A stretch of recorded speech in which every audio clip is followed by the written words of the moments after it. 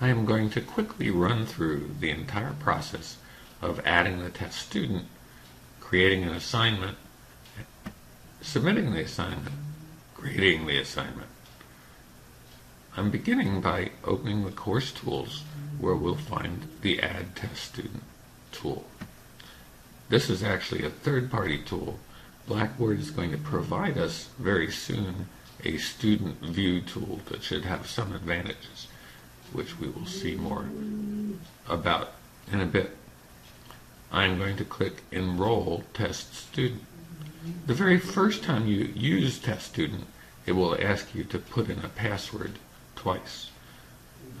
I'm using the one that I already have. I recommend that you just use your regular password. No one else will see that. The test student is now enrolled. Now, I'm going to create an assignment. You'll see I have both an assignments folder and a week 1 folder, but I'm going to create the assignment in the assignments course content area. That way, all of my assignments will be in one place. I could create them in the week folders, and it doesn't matter which way you do it, whether you create the assignment here or in the week folders, but you should be consistent, otherwise you will get very confused. So I'm going to create a Blackboard assignment, and I'm going to call it reflection paper. I have to wait for the screen to paint completely. I apologize, I am on a slow connection.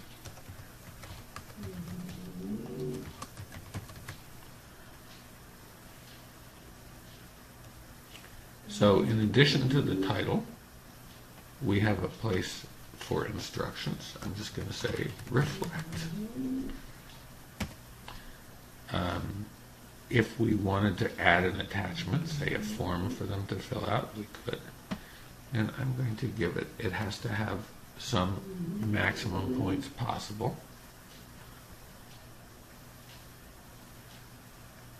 We'll just give it 100.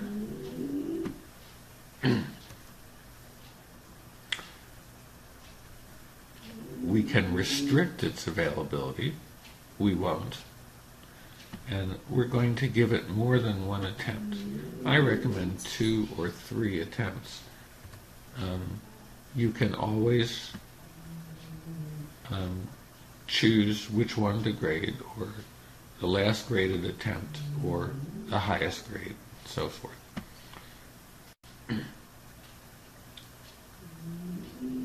Due dates are useful because they appear on the course calendar if you have one, and in the student's list of things to do.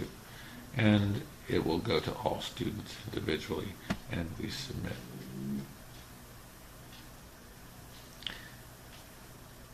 So there is our reflection paper in the assignments folder.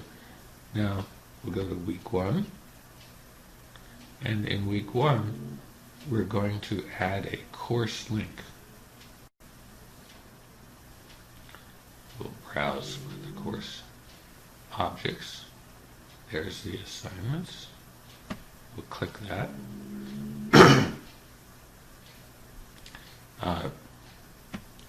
Links also have the ability to restrict viewing. I recommend keeping any restrictions the same in both the link and the assignment if you're going to limit them. Now, I'm going to log out as me, and I'm going to log in as the test student. So your test student will always be your username _s. You use the same password, it will be the least confusing. I'm now going into the same course as the test student. As the test student, I could go in either into the assignments folder or the week 1 folder. I generally encourage my students to use the week folder because they will see all of the necessary readings and so forth in order that they might need to successfully complete the assignment. I'll go into the reflection paper assignment. I see the due date, the points possible. Normally I would attach the paper that I'd written in Word just for the heck of it. And to make things quicker though, I'm just going to say I reflected and reflecting. I will reflect. And then we scroll either up or down and submit. So, as a student, I have now submitted my paper. I see the paper that I just submitted as a kind of proof that I've done it. Now, because we've allowed more than one submission, I could still submit again. I won't for the moment. I'm just going to log out as the test student, and I'm going to log back in as me. Logging back in as me, we'll go to the course.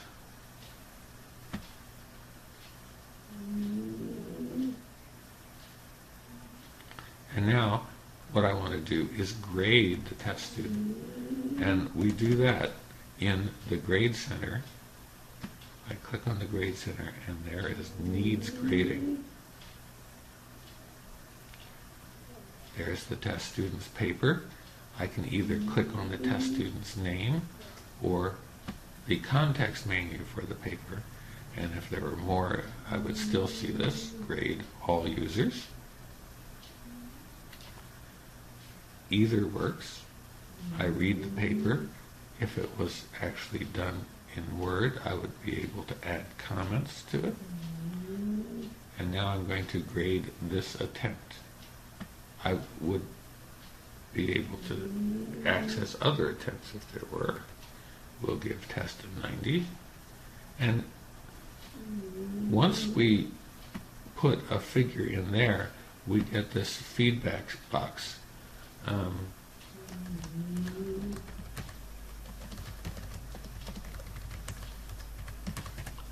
Where we can type feedback and then click submit.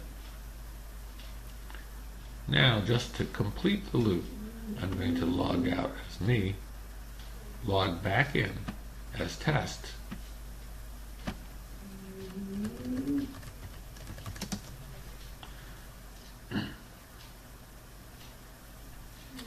and take a look for my grade. Now, my grade will appear in the My Grades area if you have added that to your course menu, and that is available to add as a tool. And there I can see both my numeric grade and the comments that I left for a test.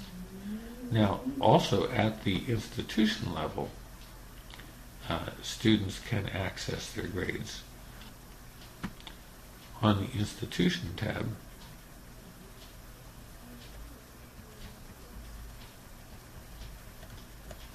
there it is.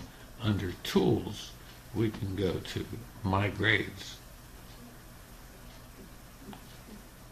and see grades in all courses, and it's showing us over here the training sandbox for Scott.